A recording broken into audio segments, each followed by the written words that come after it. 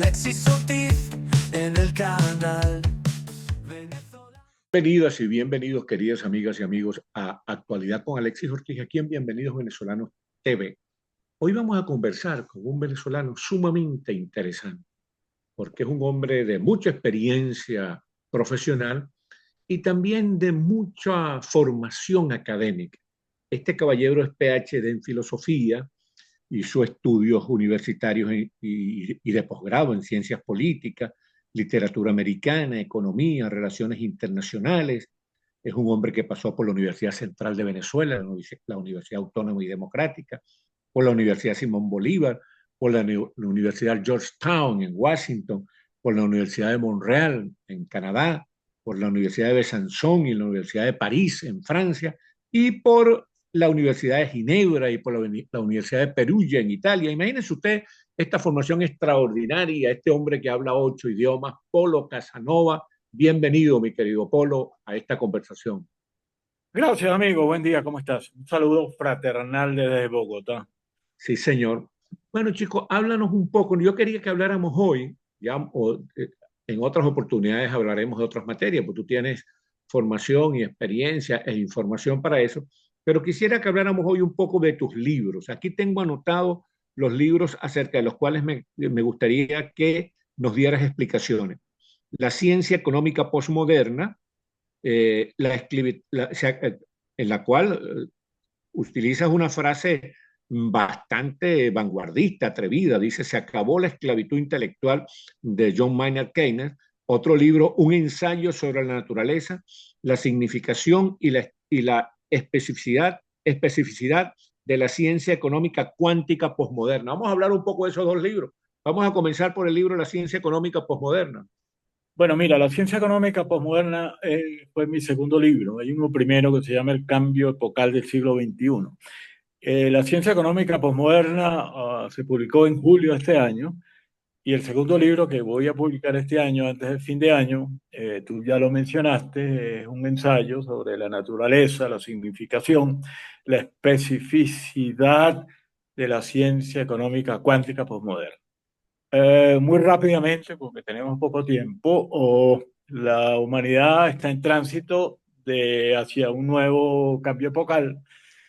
En la historia de la civilización occidental se han producido solamente uno, fue en el siglo XVII, lo que los filósofos llamamos la modernidad, y ahora estamos en tránsito de producirse uno segundo, que nos traslada a lo que Michel Foucault llamó una episteme posmoderna.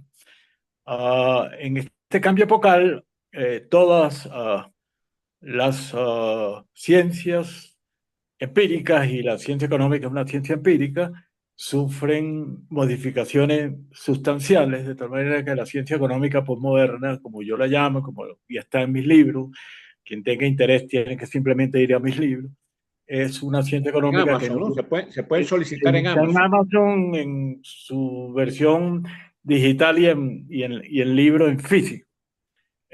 Simplemente tiene que ir a leer mis libros. La nueva ciencia económica no tiene nada que ver con la ciencia económica que nosotros estudiamos y nosotros conocimos.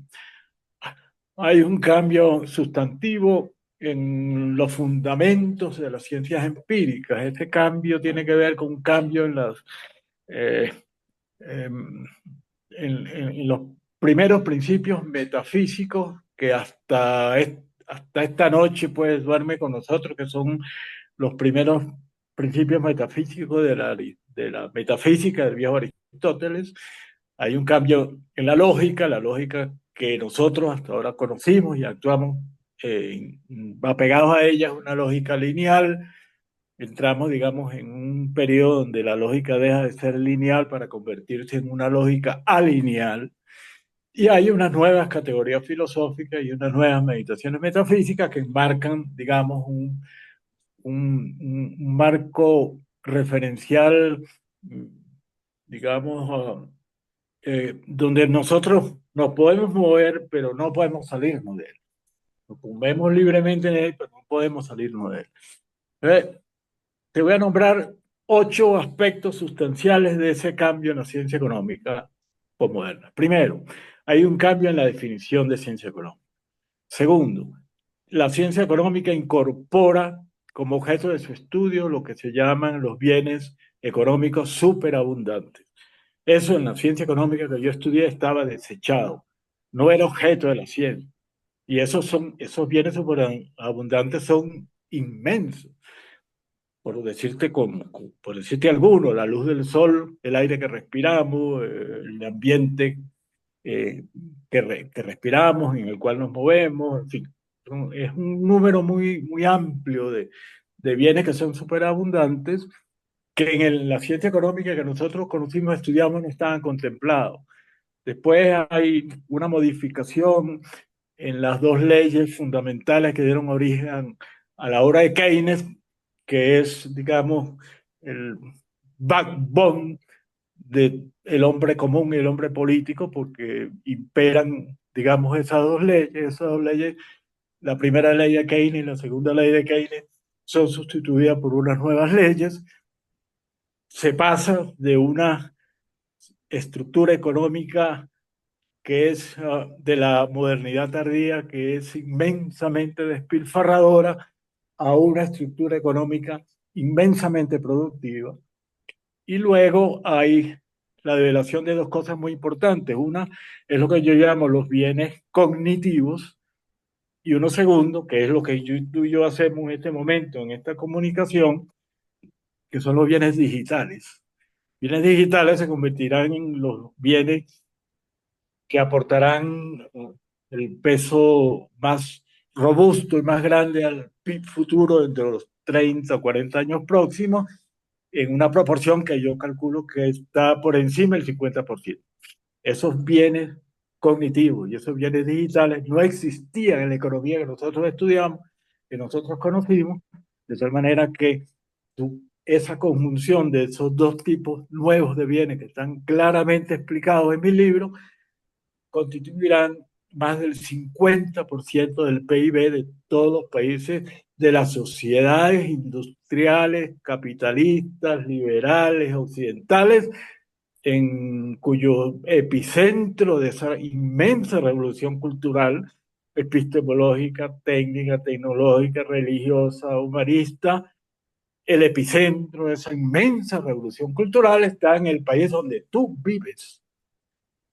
Sí, señor. Ahora te voy a decir, vamos a conversar entonces un poco sobre el otro libro, el ensayo sobre la naturaleza, la significación, la especificidad de la ciencia económica cuántica posmoderna. Y eso, pues vamos a comenzar por explicarle a la gente qué es eso de la ciencia económica cuántica posmoderna. Bueno, mira, es sencillo, aunque a alguna gente le cuesta un poco entenderlo.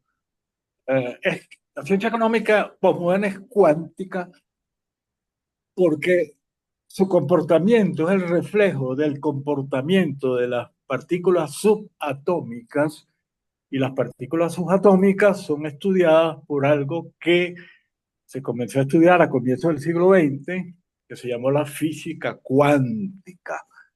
Entonces, las partículas subatómicas tienen un comportamiento que no se parece, que no es igual al comportamiento de las variables de la ciencia económica que nosotros estudiamos y nosotros conocimos.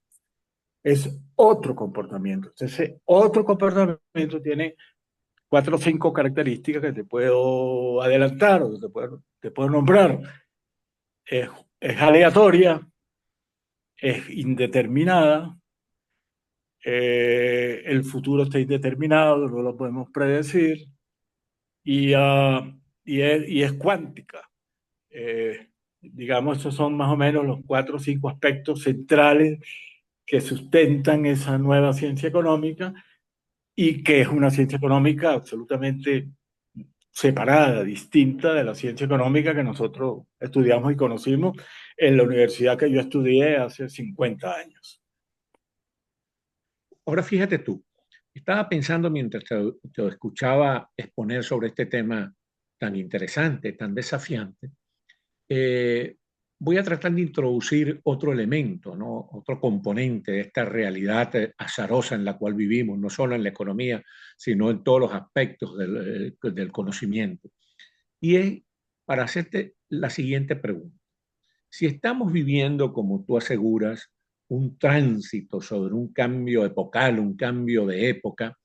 Para ese tránsito, la inteligencia artificial es un instrumento facilitador o es un instrumento de confusión. Bueno, mira, precisamente el año que viene yo voy a publicar un libro sobre eso. Se llama El mito o la inteligencia artificial y su mito. La inteligencia artificial ha sido un término que induce a una gran confusión. ¿Qué es inteligencia? Son los aspectos cognitivos de nuestra interioridad. Esos aspectos cognitivos de nuestra interioridad es la inteligencia natural. ¿Qué es inteligencia artificial? La inteligencia artificial es la copia, emulación, calco, repetición de esos aspectos cognitivos interiores de nuestra conciencia.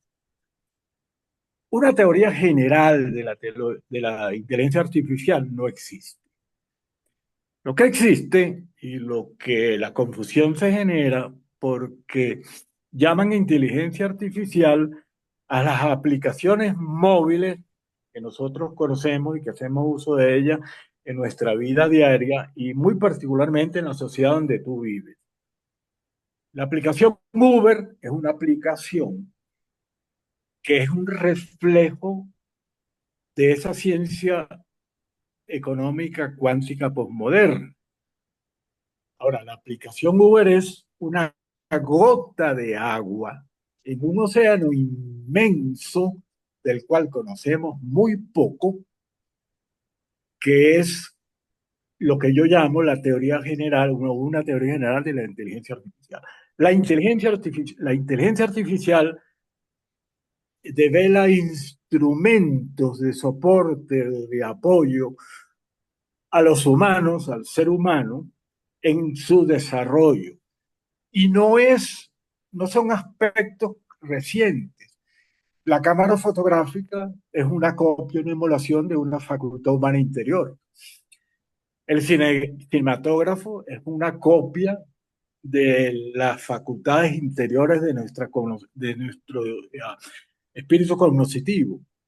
El GPS es una copia de esos aspectos interiores. Y finalmente las aplicaciones móviles son copia, emulación, calco de esos aspectos interiores, de nuestra conciencia, de nuestra cognoscibilidad. Eso es inteligencia artificial. Pero lo que falta por descubrir y por develar de instrumentos que copien, emulen y calquen nuestra interioridad es inmenso. Y eso solo apenas estamos abriendo la puerta a unos instrumentos que van a servir de soporte a nuestra manera de proceder y de entender el mundo, pero que es imposible que nos sustituyan. Y ese es el meollo, el aspecto. Bueno, eso tendríamos, en un próximo programa tenemos que hablar de eso porque hay gente que se plantea, entre otros yo, tiene esa inquietud, ese temor, se plantea que la inteligencia artificial podría conducirnos eventualmente a la deshumanización, a la déjame terminar, a la robotización completa de la humanidad. Pero eso es una discusión para otro programa, porque tenemos que aprovechar tu conocimiento de la materia para hacer un programa sobre eso. Sí, pero déjame adelantarte esto para terminar. ¿Cómo no? El hombre tiene facultades interiores que se resistirán técnicamente a su calco. En la humanidad, el humanismo que tú y yo hemos defendido, que nos enseñaron, que nos formaron en él, es un aspecto central de la existencia del hombre y que es imperecedero. Pero ese es otro programa. Sí, señor. No. Yo quiero que tú tengas razón y podamos en otro programa despejar ese temor que yo tengo. Bueno, mi querido Polo Casanova, qué grato haber conversado contigo y ya vamos a fijarle fecha para hacer otro programa. Vamos a conversar sobre inteligencia artificial en otro programa. Bueno, muchísimas gracias, querida. Saludos. Ok. Te veo en marzo en Miami.